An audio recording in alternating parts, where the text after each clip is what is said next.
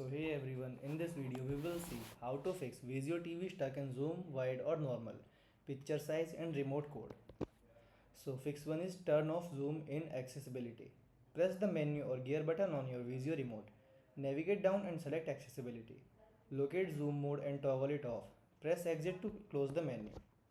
Second fix is change aspect ratio. Press the menu or setting button on your remote. Select picture or display. Find aspect ratio or picture size. Cycle the option to normal, wide or auto depending on your preference. Third fix is power cycle the TV.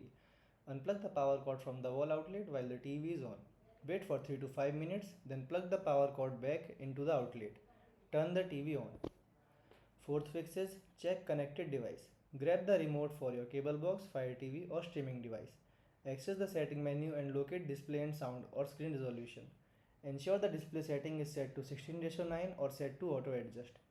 Check for stuck buttons on your Vizio remote that may cause zoom cycling. Thanks for watching.